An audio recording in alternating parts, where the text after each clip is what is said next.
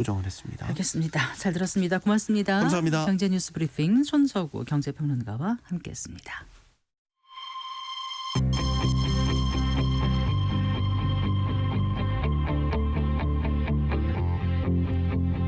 경제 전문가의 원포인트 레슨.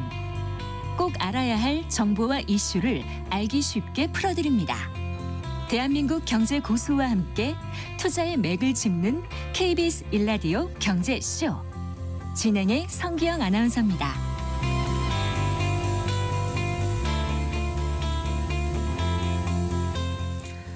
지구에서 가장 똑똑한 AI. 네, 지난 17일 머스크가 그록 3을 소개하면서 했던 말인데요. 머스크답다는 느낌 받으셨죠? 중국 스타트업의 AI가 공개된 후에 그록 3을 비롯한 빅테크들이 그 AI 모델을 선보이고 있는데요. 전 세계 AI 시장이 더욱 폭발하면서 국내 AI 반도체 산업도 들썩이고 있습니다. 자, 국내 AI 반도체의 잠재력과 앞으로 미래 전망 등에 대해서 다양한 변수들과 함께 살펴봤으면 합니다.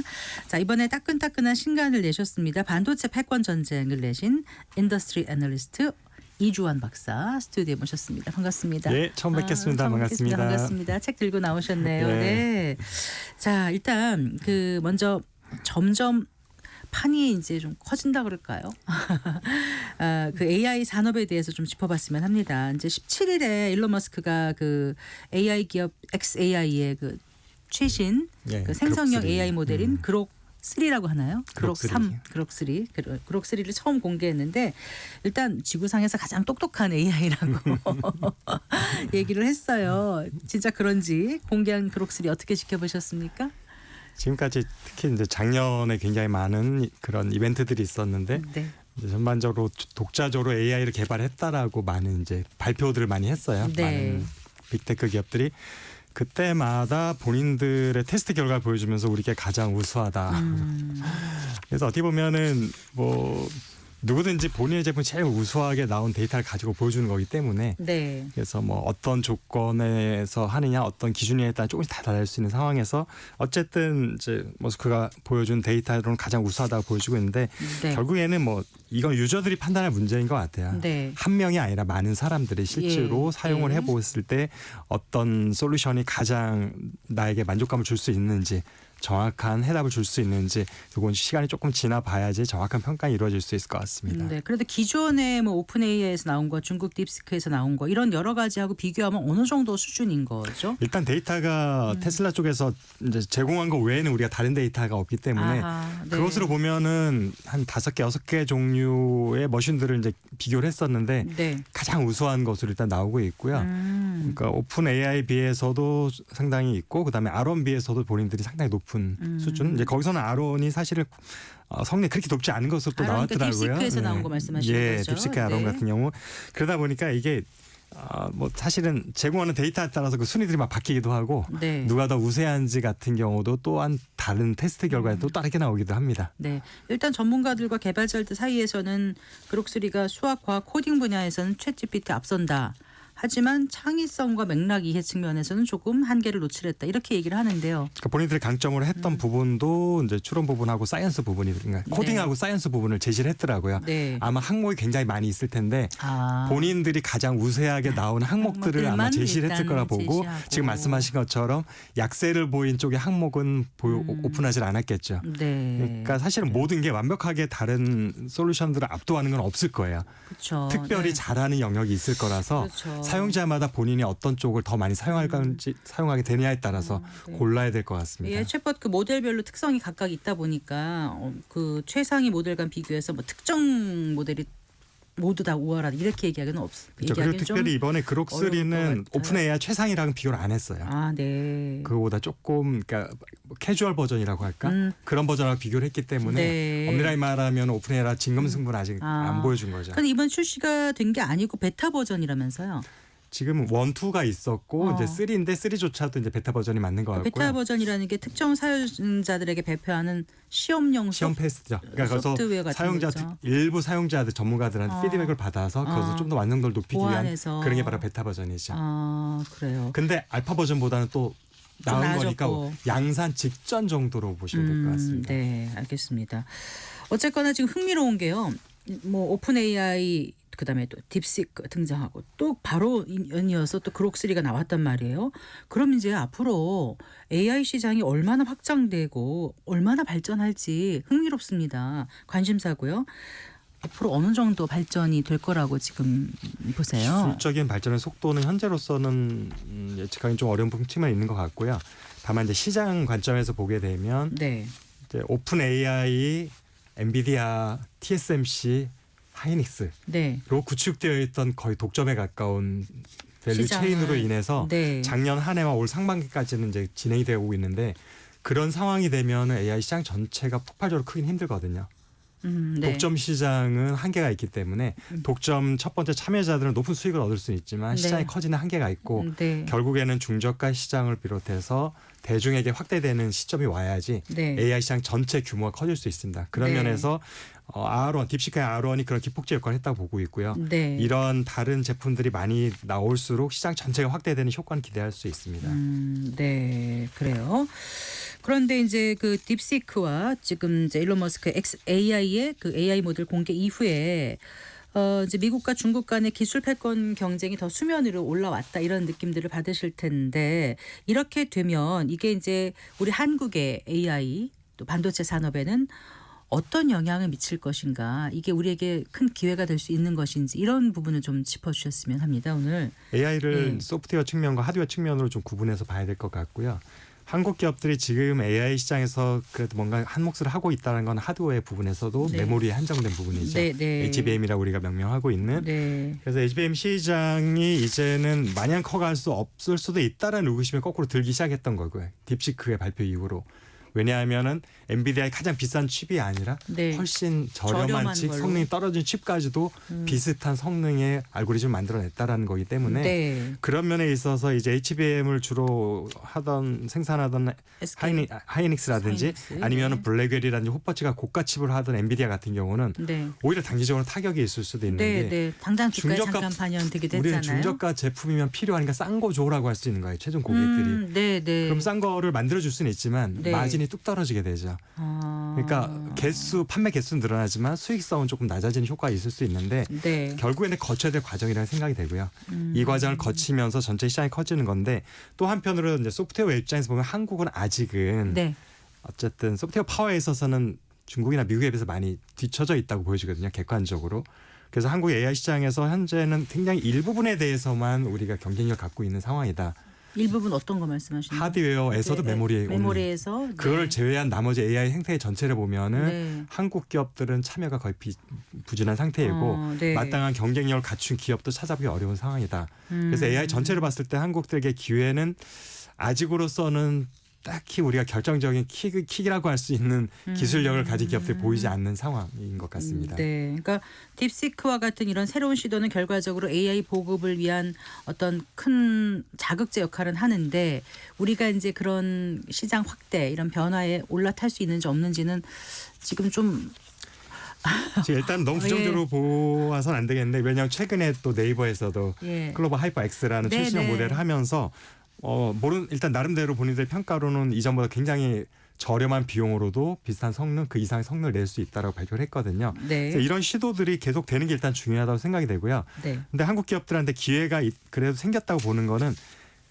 이제 우리 빅데이터를 위한 AI 데이터 센터 구축 비용이 더 낮아질 수 있다라는 가능성이 열린 거죠. 네. 딥시크의 사례를 보면서 네. 그렇게 되면은 아무래도 한국 기업들은 미국의 보통 우리가 M7이라고 하는 빅테크 기업들하고 자본력에서 매그니피센트 7. 많이 네. 차이가 날 수밖에 없는데 네. 이제는 구축 비용을 좀 절약할 수 있구나. 그러니까 적은 비용으로도 이제는 세팅할 수 있구나라는 것들이 약간 우리에게는 우호적인 환경이 된 것 같고요. 네. 이제 여기에 이제 소프트 파워만 있으면 된다라는 것들. 근데 그게 쉬운 건가? 그 부분이 사실은 가장 어려운 부분이고 네. 한국이 반도체에서도 설계가 공정에 비해서는 좀 약한 부분이거든요. 네. 마찬가지로 지금 AI 알고리즘이나 이런 부분들은 완전히 컴퓨터에서 이루어지는 작업들이라서 네. 지금 딥시크도 보죠. 한두 명의 천재가 사실은 굉장한 발견해내고 발명품을 낼 수 있는 상황이다. 예. 그런 면에서 저변이 약하다는 게 한국의 약점이지만 네.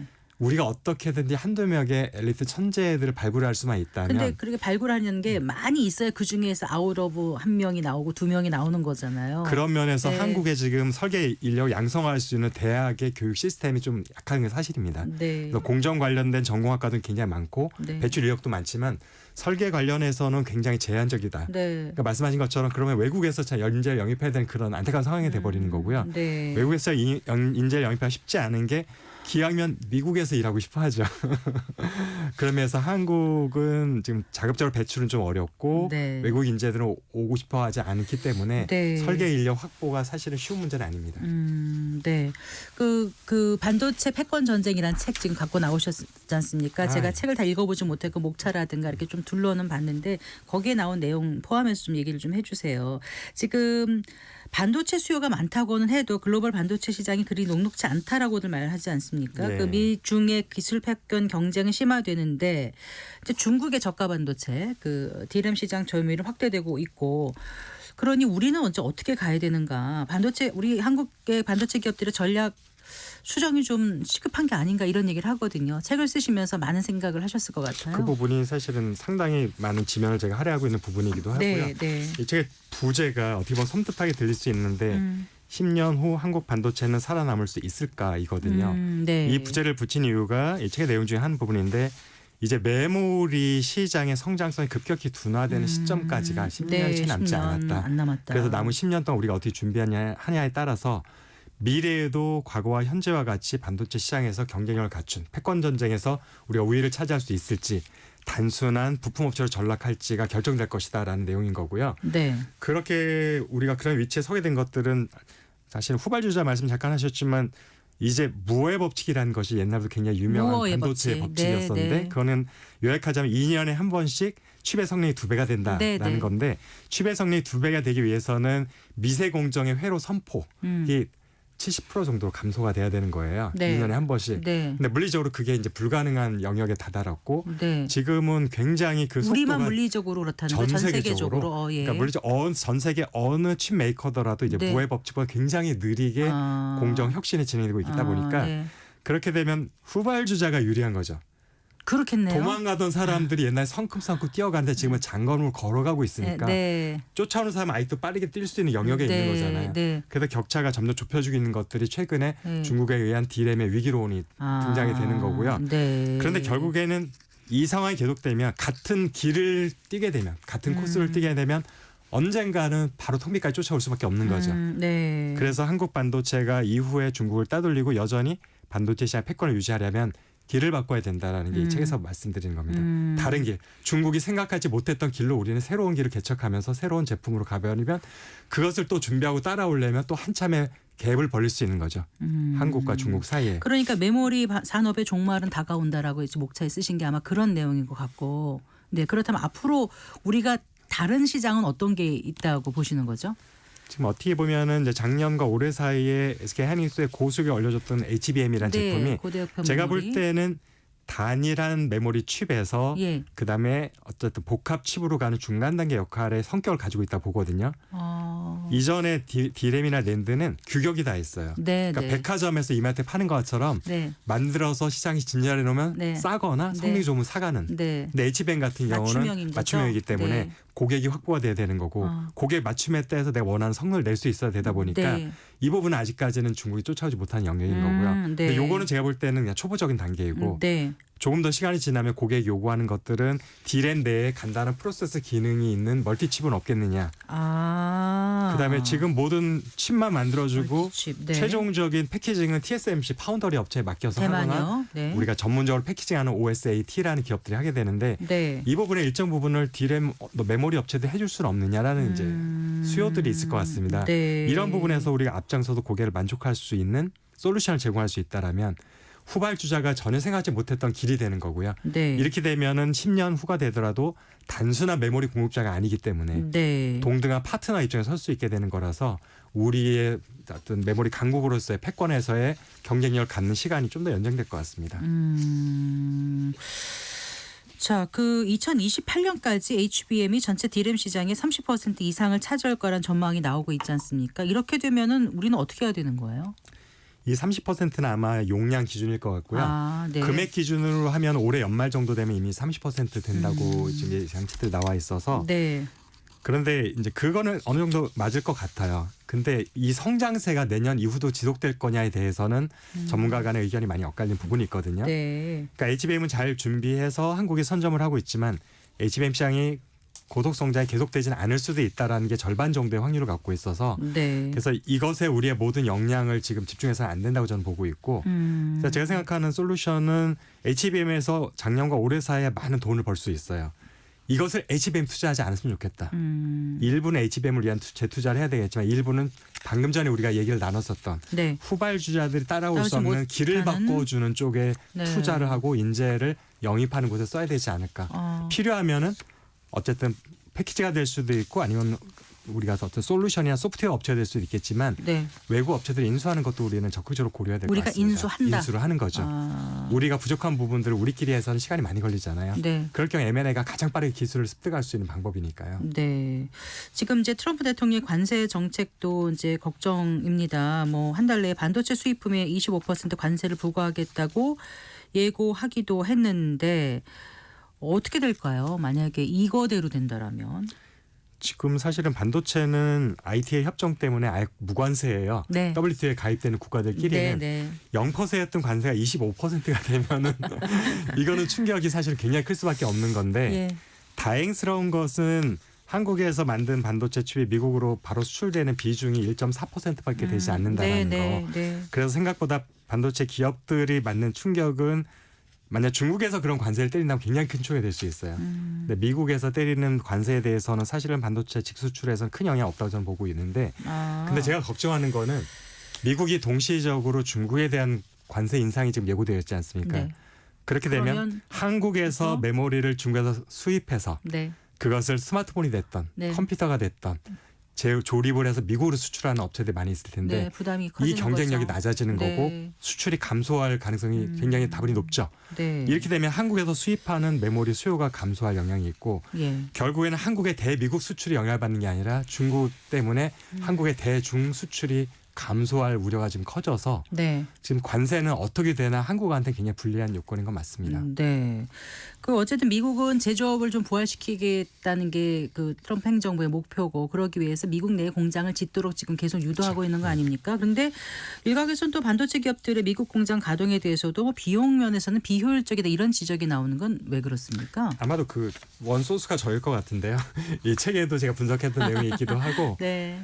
그러니까 그냥 단편적으로 얘기하면은 미국에서 공장을 유지하기 위해서 인건비하고 장비 유지 보수 뭐 이런 것들 했을 때 기본적인 비용이 한국보다 30-40% 이상 비싸기 때문에 그러니까 판가가 동일하고 했을 때 원가가 30-40%가 비싸다면 마진이 거의 없다는 얘기거든요. 총 소유 비용이 훨씬 더 그렇죠. 미국이 많이 든다면서요. 그리고 또 한 가지는 그나마 미국 공장에서 생산성이 한국과 동일할 때 그 정도 차이가 나는 거거든요. 네. 40%라는 얘기가. 근데 제가 알기로는 미국 공장의 반도체 생산성이 한국의 한 70% 정도 되면 네. 잘 나오는 거 정도라고 생각을 하고 있어서 그걸 따지면은 미국의 공장은 한국보다 한 50% 60% 비싼 거죠. 동일한 수익을 얻기 위한 제조 원가로 환산을 해보면 네. 이곳에 그래서 반도체 공장들을 짓는 것들이 과연 이점이 많을까 아니면 손해가 많을까. 또 하나는 미국의 반도체 기업들이 미국의 공장을 잘 안 짓고 있어요. 네. 다 아시아 쪽에 짓고 있거든요. 미국 기업들조차도 회피하고 있는 미국의 외국 기업이 가서 반도체 공장을 지을 때 얻을 수 있는 이점이 그렇게 많이 있을까라는 것들이 이제 네. 제가 말씀드리고 싶은 것입니다. 그런데요. 이제 그 트럼프 관세 정책이나 봉쇄 정책이 더 거세지고 그럴 경우에 우리나라가 이제 중국도 어려워지는 건 마찬가지 아닙니까? 그럼 우리나라 반도체 산업이 반사 이익을 얻을 수 있는 부분은 전혀 없는 건가요? 한국 같은 경우 철저하게 수출 의존도로 먹고 사는 기업이잖아요. 국가잖아요. 반도체는 특히나 수출 비용이 뭐 90%, 95%가 되기 때문에 수출 비중이 높다는 얘기는 글로벌 분업화에서 유리한 고지를 차지할 수 있는 국가라는 얘기가 되는 거죠. 근데 모든 나라들이 다 자급자족을 하게 되고 무역 장벽을 치게 되면 네. 수출 의존도가 높은 나라는 사실상 굉장히 힘들어지는 거죠. 내수로는 그 기업이 운영이 될 수가 없기 때문에 그래서 어떤 형태가 되든지 무역 장벽이 생기는 거는 한국한테는 불리한 요건이라 생각이 되고 있고요. 반도체는 그중에서도 가장 대표적인 품목이라고 저는 보고 있습니다. 네. 알겠습니다. 그 패권 전쟁은 이미 시작됐고 그 소용돌이 안에 지금 놓여져 있는데 그렇다면 우리 이제 앞으로 어떻게 가야 될 건가? 아까 잠깐 좀 말씀을 해주셨는데 총론적으로 결론을 좀 내주십시오. 어떤 제언을 해주시겠습니까? 제가 이 말씀했던 그 책에 서론에 이런 얘기가 있습니다. 네. 미래는 현재가 결정하고 현재는 과거의 유산으로부터 파생되어 형성됩니다. 지금의 우리의 모습을 이해하기 위해서 이제 과거를 분석을 했고 그거에 대해서는 많은 분들이 이제 이해하시지만 결국엔 미래는 지금 어떻게 하냐에 따라서 오늘이 결정된다는 결정한다. 거죠. 그렇죠. 네. 그래서 그 준비 기간이 다행히 한 10년 정도는 남아 있다고 생각이 되어서 그 10년을 우리가 기업들의 어떤 전략으로 또한 국가에서 어떤 지원책을 가지고 준비하냐에 따라서 10년 후에도 반도체 패권 전쟁이라는 큰 전쟁터에서 한국이 조연이나 엑스트라가 되지 않고 당당하게 주연으로 설 수 있을지 아닐지가 결정될 것 같습니다. 네. 그 고객 포트폴리오 다변화, 제품 믹스의 중요성, 소프트웨어 능력을 키워라, 독주가 아닌 합주를 이런 목차가 있더라고요. 그 얘기는 어떤 거였는지 조금 더 부연 설명해 주신다면요. 한국 반도체가 잘하고 있는데 좀 취약점이라고 제가 보고 있는 부분들은 너무 중국 의존도가 높다라는 거 네. 많은 분들이 들으셨을 거고요. 그다음에 또 하나는 메모리 의존도가 너무 높다라는 네, 거. 네. 그게 결국에는 이제 고객을 다변화하다라는 게 중국 의존도를 낮추고 다양한 고객을 확보하는 그런 거고요. 의미셨군요. 네. 그리고 제품 믹스라는 것도 메모리의 시장은 한계가 다가오고 있고 네. 중국도 빠르게 추격하고 있으니 네. 우리는 다른 쪽의 포트폴리오, 그러니까 로직 디바이스, 마이크로 프로세스, 아날로그 네. 반도체 굉장히 종류가 많이 있고 메모리는 전체 반도체 시장에서 20%에서 25% 정도밖에 안 되는 시장이거든요. 네. 그러니까 우리가 지금까지 신경을 쓰지 않았던 나머지 75%의 시장 공략하기 위한 전략이 필요하다는 것이고 네. 그다음에 우리는 아직까지도 반도체 강국임에도 소재 국산화율이 50%, 네. 장비 국산화율은 20%에 불과해서 소부장. 네. 이런 무역 장벽 내지는 여러 가지 미국의 통제들이 이렇게 됐을 때 한국 굉장히 어려움을 겪을 수가 있죠. 예. 이전에 2019년에 한일 무역 분쟁 때 한번 겪어봤었고요. 소재 때문에.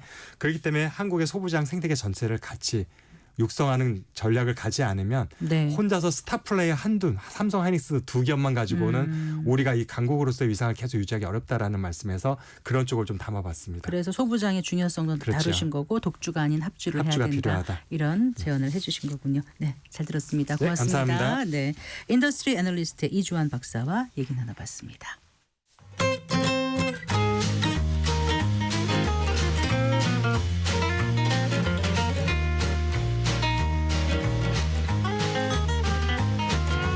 경제 맛집 투자 핫플. 지금은